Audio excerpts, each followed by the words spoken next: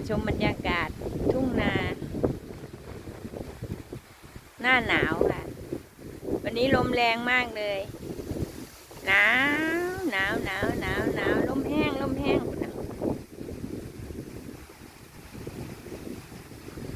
วันนี้ที่บ้านเราอากาศเย็น101ค่ะ101อากาศเย็นลมแห้งหนาวลมแรงมากค่ะลมแรงมากดูบรรยากาศทุ่งนาค่ะทุ่งนาหน้าหนาวเห็นว่าค่ะบ้านเฮา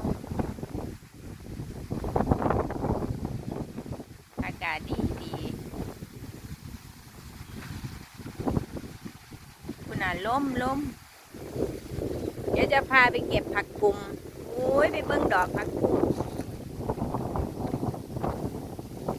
คุณเดี๋ยวสิมาเก็บผักกุมไปดอง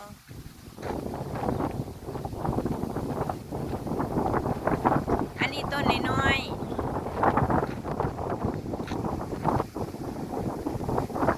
ว้ายลมแรงมาก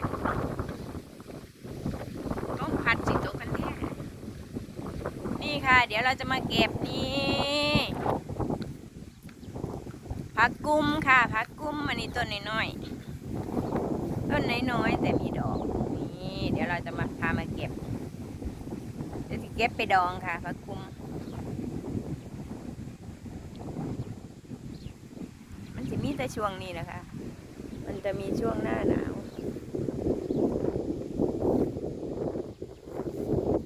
โอ้ยหมู่หนึ่งเดี๋ยวกลับมากันค่ะเราจะไปรดผักกันสิไปโหดผักพร้อม